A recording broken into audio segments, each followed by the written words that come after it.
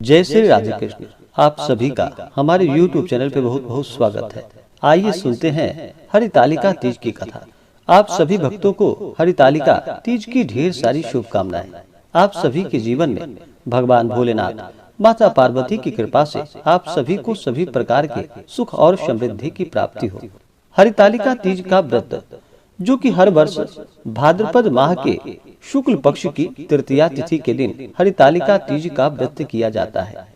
इस व्रत को सबसे पहले माता पार्वती ने, जो कि भगवान शिव को पाने के लिए, जो कि हस्त नक्षत्र से युक्त तृतीया तिथि के दिन माता पार्वती ने हरितालिका तीज व्रत को किया था, जिससे भगवान शिव जी प्रसन्न होकर के उन्हें प्राप्त हुए थे। हरितालिका तीज का व्रत, इस व्रत को महिलाएं अखंड सौभाग्य की प्राप्ति के लिए इस व्रत को रखती हैं और कुमारी कन्याएं इस व्रत को मन इच्छित वर की प्राप्ति के इच्छा से रखती हैं। यह व्रत भगवान शिव माता पार्वती की प्रसन्नता के लिए किया जाता है, जिससे कि भगवान शिव जी माता पार्वती प्रसन्न होकर के अखंड सौभाग्य का आशीर्वाद प्रदान करते हैं। हरितालिका तीज का व्रत, जो कि बड़ा ही कठिन माना गया है, इस व्रत में दिन और रात्रि निर्जला रह करके भगवान शिव माता पार्वती का पूजन किया जाता है। इस व्रत में अन्न और जल दोनों का ही त्याग करना पड़ता है और भगवान शिव माता पार्वती का पूरे विधि विधान के साथ सुबह और विशेष प्रकार से प्रदोष काल के समय में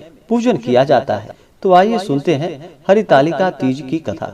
तो बोलिए प्रेम से भगवान भोलेनाथ की जय, माता पार्वती की जय, भगवान गणेश की जय। एक समय की बात है कि सूत जी कहते हैं कि मंदार की माला से जिन पार्वती जी का केश पाश अलंकृत है और मुंडू की माला से जिन शिव जी की जटा अलंकृत है, जो पार्वती जी दिव्य वस्त्र धारण की है और जो भगवान शिव जी दिगंबर, ऐसे श्री पार्वती जी तथा शिव जी को प्रणाम करता हूँ।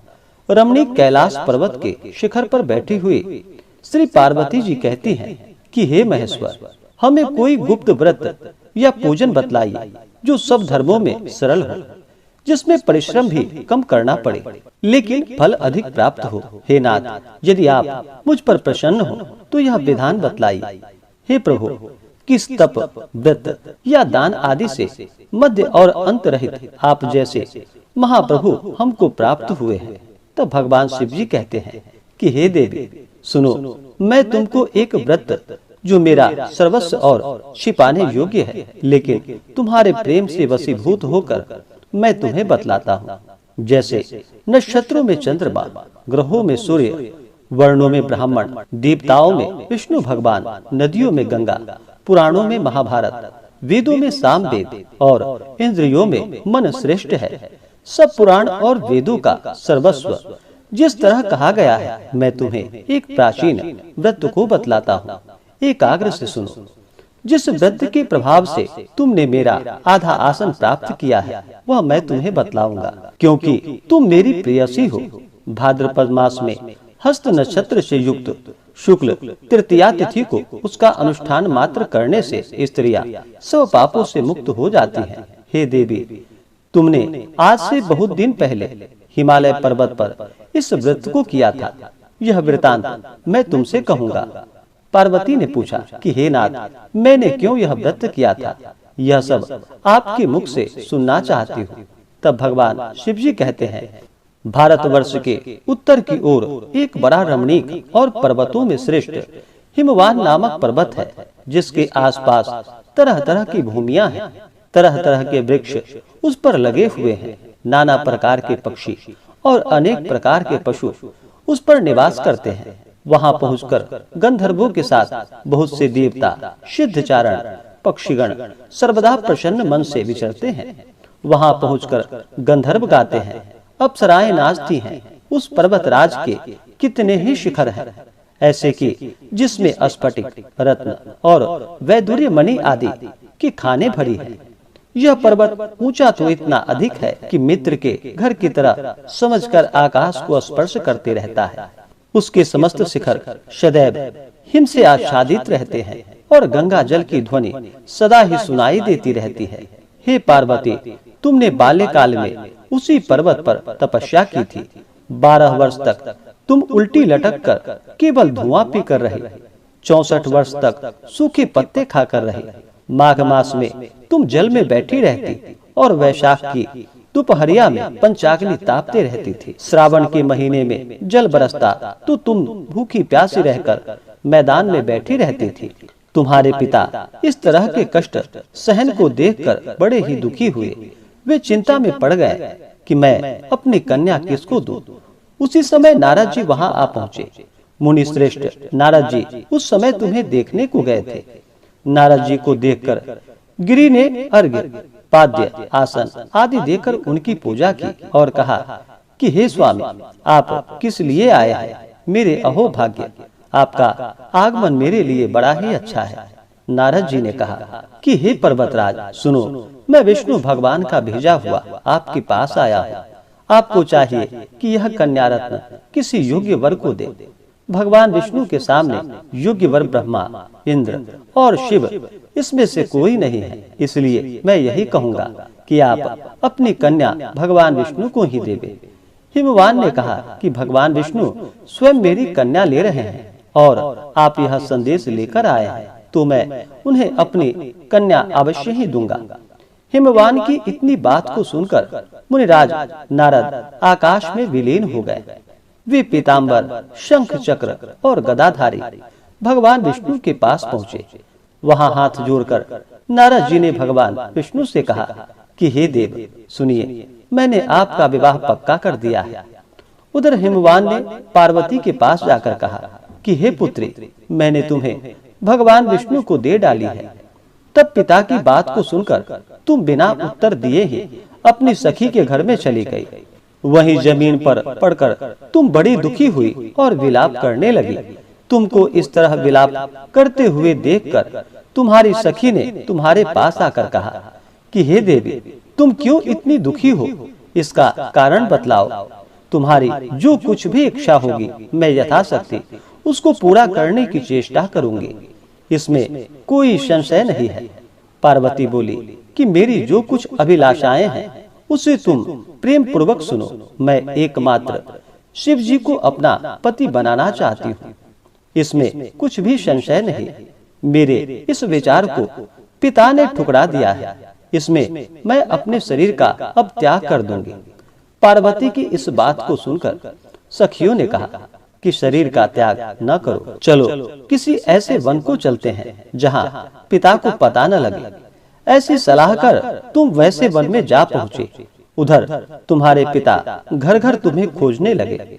दूतों द्वारा भी खबर लेने लगे कि कौन देवता या किन्नर मेरी पुत्री को हर कर ले गया है। उन्होंने मन ही मन कहा, मैं नारद जी के आगे प्रतिज्ञा कर चुका हूँ कि अपनी पुत्री भगवान विष्णु को दूंगा। ऐसा सोचते सोचते हिमवान मूर्छित होकर गिर गए। गिरिराज की मूर्छा को देखकर सब लोग हाहाकार कर कर दौड़ पड़े। जब होश आया तो सब पूछने लगे कि हे गिरिराज, आप अपनी मूर्छा का कारण बतलाइए। हिमवान ने कहा कि आप लोग मेरे दुख का कारण सुने। न मालूम कौन मेरी कन्या को हर कर ले गया है। ऐसा नहीं हुआ तो उसे किसी काले सर्प ने काट लिया या सिंह खा गए होंगे। हाय हाय, मेरी बेटी कहाँ गई? किसी दुष्ट ने मेरी पुत्री को मार डाला। ऐसा कहकर वे वायु के झोंके के समान कांपते हुए वृक्ष के समान कांपने लगे। इसके बाद हिमवान तुम्हें वन वन ढूंढने लगे। वह वन भी सिंह, भालू, हिंसक जंतुओं से बड़ा भयानक हो रहा था। तुम भी अपनी सखियों के साथ उस भयानक वन में चलती चलती एक ऐसे जगह पर पहुंची जहां एक नदी बह रही थी।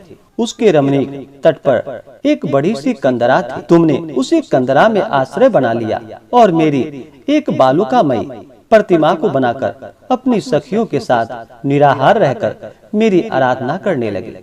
जब भाद्रपद शुक्ल पक्ष की हस्तयुक्त तृतीया तिथि प्राप्त हुई, तब तुमने मेरा विधिवत पूजन किया और रात भर जागकर गीत वाद्यादि से मुझे प्रसन्न करने में बिताया।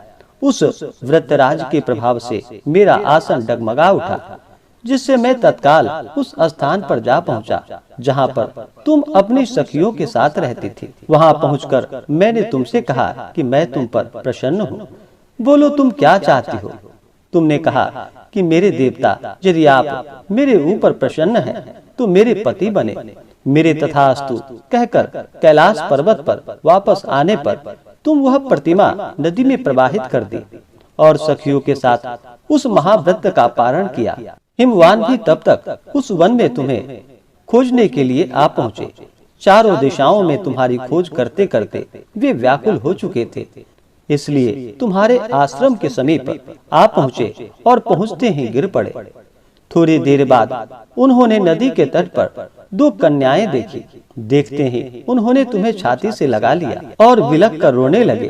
फिर पूछा कि पुत्री, तुम सिंह, व्याघ्र आदि जंतुओं से भरे इस वन में क्यों पहुँची हो?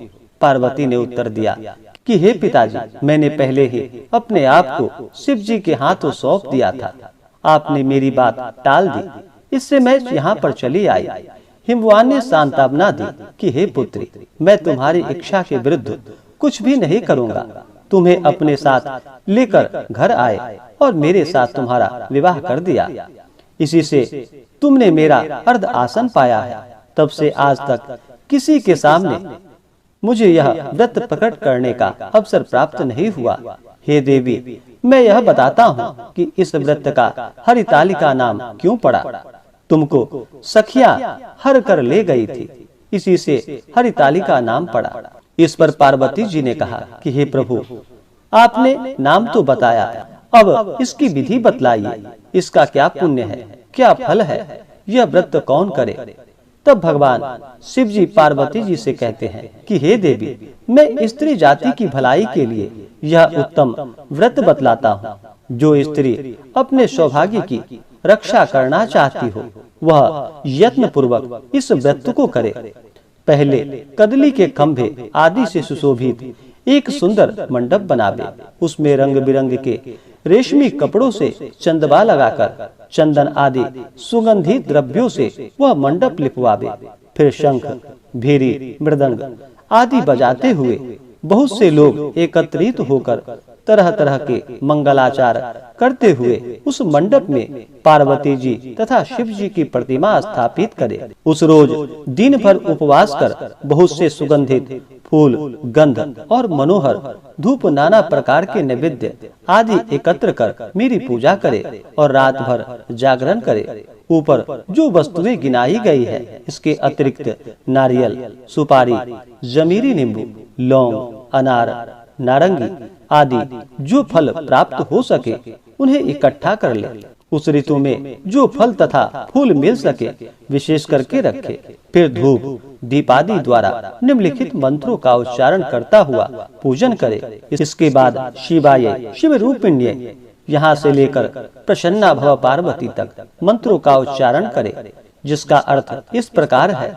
हे शिवे, शिव रूपिणी, हे मंगले, सब अर्थों को दान देने वाली हे देवी, हे शिव रूपे आपको नमस्कार है। हे शिव रूपे आपको नमस्कार है। हे शिवे, आपको सदा के लिए नमस्कार है। हे ब्रह्म रूपिणी, आपको नमस्कार है। हे जगत धात्री, आपको नमस्कार है। हे सिंह वाहिनी, संसार के भय से भयभीत मुझ दीन की रक्षा करो। इस कामना की पूर्ति के लिए मैंने आपकी पूजा की है। हे पार्वती, मुझे राज्य और सौभाग्य दो, मुझ पर प्रसन्न हो। इन्हीं मंत्रों से पार्वती जी तथा शिव जी की पूजा करे। तदंतर विधि पूर्वक कथा सुने और ब्राह्मण को वस्त्र, गौ, स्वर्ण आदि देवे। इस तरह एक चित्त होकर स्त्री पुरुष दोनों एक साथ पूजन करे। फिर वस्त्र आदि जो कुछ भी हो उसका संकल्प करे। हे देवी, जो स्त्री इस प्रकार पूजन करती है वह सब पापों से छूट जाती है और उसे 7 जन्म तक सुख तथा सौभाग्य प्राप्त होता है। जो स्त्री तृतीया तिथि को व्रत न कर अन्न को भक्षण करती है, वो 7 जन्म तक बंध्या रहती है और उसको बार बार विधवा होना पड़ता है। जो सदा दरिद्री, पुत्र शोक से व्याकुल, शोकाकुल स्वभाव की लड़ाकी तथा सदा ही दुख भोगने वाली होती है और उपवास न करने वाली स्त्री अंत में घोर नरक में जाती है।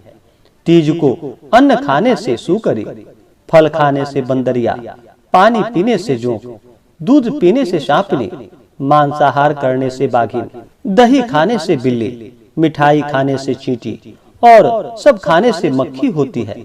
उस रात्रि को सोने से अजगरी और पति को धोखा देने से मुर्गी होती है। इसलिए हर स्त्रियां व्रत को अवश्य करे। दूसरे दिन स्वर्ण, चांदी, तांबा तथा बांस के पात्र में अन्न भरकर ब्राह्मण को दान दे और फिर व्रत का पारण करे। जो स्त्री इस प्रकार व्रत को करती है वह मेरे समान पति पाती है, और जब वह मरने लगती है तो तुम्हारे समान उसका मुख रूप हो जाता है। उसे सब प्रकार के सांसारिक भोग और सायुज्य मुक्ति मिल जाती है। इस हरितालिका की व्रत कथा मात्र सुन लेने से प्राणी को 1000 अश्वमेध और सैकड़ों वाजपेयी यज्ञ करने का फल प्राप्त होता है। हे देवी, मैंने यह सब व्रतों में उत्तम व्रत तुम्हें बतलाया है, जिसके करने से प्राणी सब पापों से छूट जाता है। इसमें कुछ भी संशय नहीं। तो बोलिए प्रेम से भगवान भोलेनाथ की जय, माता पार्वती की जय। इसी प्रकार से जो भी भक्त सच्ची श्रद्धा के साथ, नियम और निष्ठा के साथ इस व्रत को करते हैं, भगवान शिव जी उनके मनोरथों को पूर्ण करते हैं। हरितालिका तीज व्रत में चाहिए कि इस दिन जो भी व्रत रखने वाले हैं, इस दिन सुबह ब्रह्म मुहूर्त में उठकर नित्य क्रियाओं से निवृत्त होकर के गंगा नदी में या घर के नहाने के पानी में थोड़ा सा गंगा जल मिलाकर स्नान करना चाहिए। शुद्ध वस्त्र धारण कर उसके बाद मन में संकल्प लेना चाहिए। भगवान शिव जी से प्रार्थना करनी चाहिए कि हे भगवान भोलेनाथ, हे माता पार्वती, आज मैं हरितालिका तीज का व्रत करने जा रही हूँ। आप हमें आशीर्वाद प्रदान करें कि यह व्रत मेरा सफलता पूर्वक पूर्ण हो। इस प्रकार से भगवान से प्रार्थना करनी चाहिए और सुबह शाम के वक्त भगवान शिव का, माता पार्वती का और भगवान गणेश का बालुकामय प्रतिमा बनाकर पूरे विधि विधान के साथ इनकी पूजा आराधना करनी चाहिए। कथा को सुनना चाहिए। इस दिन और रात्रि अन्न और जल दोनों का त्याग करना चाहिए। इस दिन और रात्रि में जागरण करनी चाहिए। व्रत के दौरान ब्रह्मचर्य का पालन करना चाहिए। व्रत के दौरान किसी के ऊपर क्रोध नहीं करनी चाहिए। क्रोध करने पर मुख से न निकलने वाले शब्द भी निकल जाते हैं, इसलिए किसी के ऊपर क्रोध नहीं करनी चाहिए। अपने मन में किसी के प्रति ईर्षा या द्वेष का भाव नहीं लाना चाहिए। धर्म का आचरण करते हुए रहना चाहिए। जहाँ तक हो सके दान, धर्म, पुण्य आदि का काम करना चाहिए। इससे पुण्य फलों की प्राप्ति होती है। तो आशा करता हूँ कि यह जानकारी आपको अच्छा लगा हो। ऐसे ही ज्ञानवर्धक जानकारियाँ प्राप्त करने के लिए हमारे इस चैनल पे अगर आप नए हैं तो चैनल को लाल बटन दबा करके सब्सक्राइब करें, साथ में बेल आइकन घंटी को दबाएं ताकि मेरे वीडियो का नोटिफिकेशन आपको समय से मिलता रहे। वीडियो को लाइक करें, शेयर करें। सुखी रहें और स्वस्थ रहें। जय श्री राधे कृष्ण। धन्यवाद।